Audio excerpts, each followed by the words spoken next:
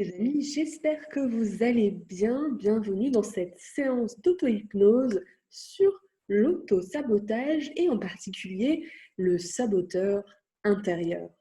Donc ça, c'est une première vidéo d'introduction. Il va y avoir 3 grandes étapes qui vont nous permettre de définir qui est ce saboteur intérieur. Et pour commencer, je vais prendre une illustration que vous avez déjà vue, et en particulier dans les dessins animés, les cartoons.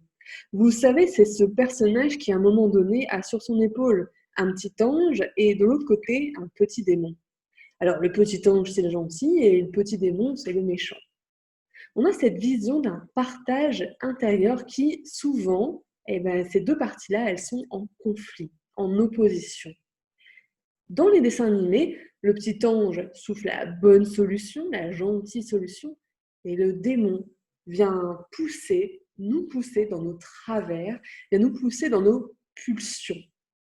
Alors on pourrait longtemps parler de cette image, mais nous, on va prendre le contre-pied de tout ça, de cette illustration-là. Souvent, la partie de nous qui nous donne des bons conseils, la gentille partie, la partie paisible, ça pourrait être aussi une partie en fait qui nous endort un petit peu. Elle nous laisse un petit peu trop tranquilles. Si on imagine un film, et on prend un héros, et imaginez ça que du début à la fin, en fait, il se passe rien. Il n'y a pas de tension dramatique, il n'y a pas d'occasion non plus d'apprentissage, d'occasion de changer. En fait, on n'irait pas voir ce film, on n'a pas envie de voir ce film-là. Donc, ce qu'on veut, c'est savoir comment le personnage va résoudre le problème qui se pose à lui. Comment le héros va faire pour vaincre de cette problématique-là. Et donc souvent, ce personnage, ce héros, il va rencontrer un méchant. Ce méchant, il a aussi des qualités. Il a de la force, il a même de l'avance, d'accord? Et souvent, on va se dire, mais comment le héros va faire pour sortir, en fait, de cette situation?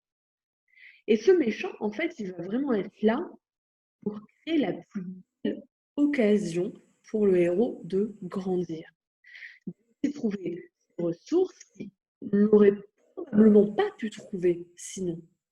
Il va aller se confronter à plein d'aventures, à plein d'expériences, et il va rencontrer des alliés dans son évolution. Il va aller aussi dépasser des croyances qu'il avait sur lui-même, des croyances limitantes.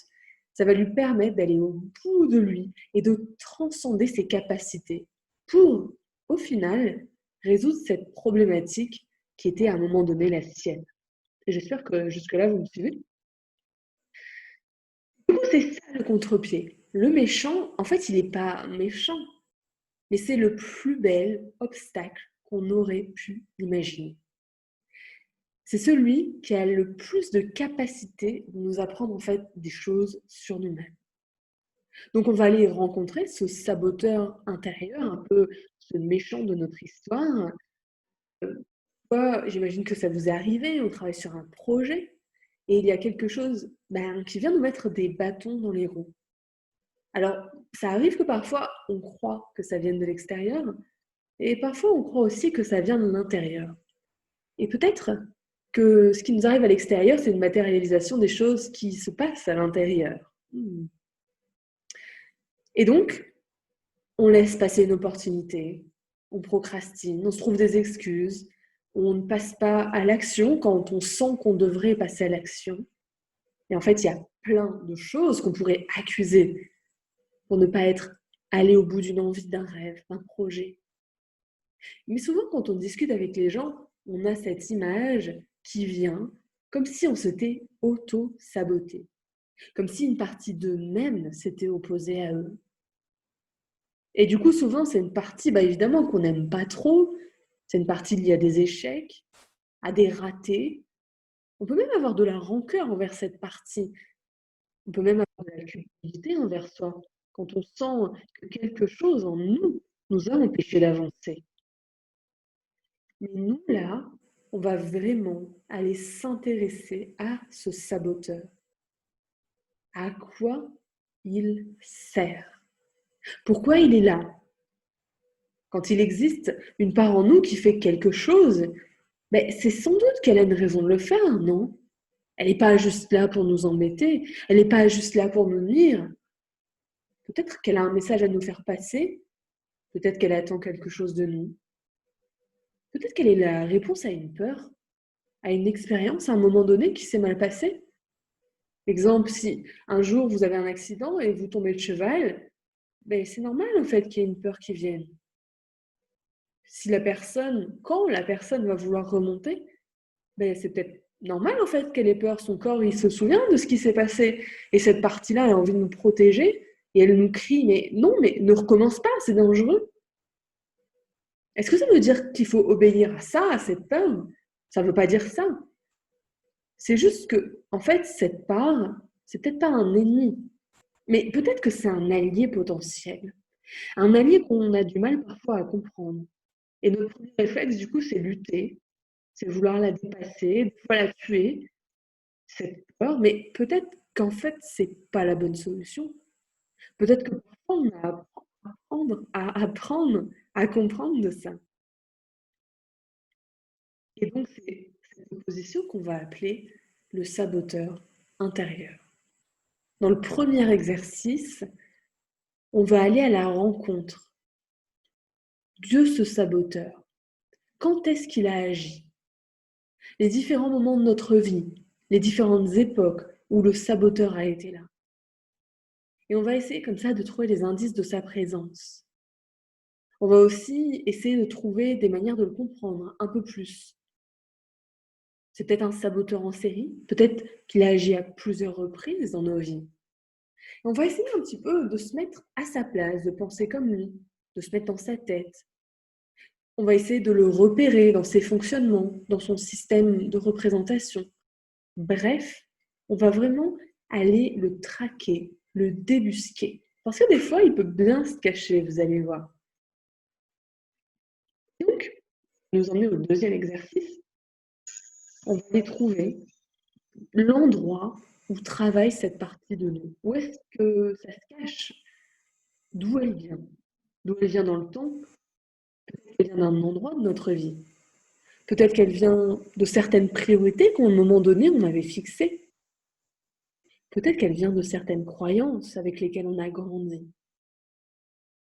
On va voir qu'en fait, c'est comme différents fils qui se relient à ce saboteur, avec différentes facettes de son histoire et de sa compréhension.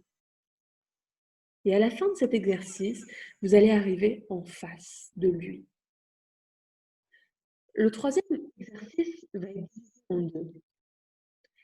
Dans beaucoup de films, à la fin, il y a un espèce de combat final entre le gentil et le méchant. Et ici, c'est ça qu'on va mettre en scène. Mais on va proposer deux fins possibles à cette histoire. Deux fins qui vont correspondre à deux situations de vie différentes. Peut-être que vous allez vous sentir plus sensible à l'une ou à l'autre, selon la raison pour laquelle vous allez travailler sur ce saboteur. La première possibilité, vous vous rendez compte que ce saboteur peut devenir un grand allié si vous lui faites vivre des choses différemment à l'intérieur de vous. Dans cette possibilité, il y a une forme d'intégration du saboteur qui va en fait prendre un rôle différent, qui va jouer les choses différemment et du coup qui va vous permettre d'ouvrir des portes. Et la deuxième possibilité, ce saboteur, il a juste besoin de le dépasser. C'est genre une partie qui est ancienne, qui est obsolète, qui n'a plus lieu d'être. Et sa dernière fonction, c'est de vous aider à trouver des ressources nouvelles.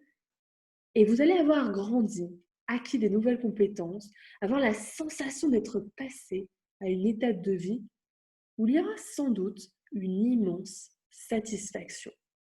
Donc, il y a deux visions de ce troisième exercice. La première, on intègre cette partie. Et la deuxième vision et pas vision, une vision un peu plus battante, combattante, un petit peu plus guerrière.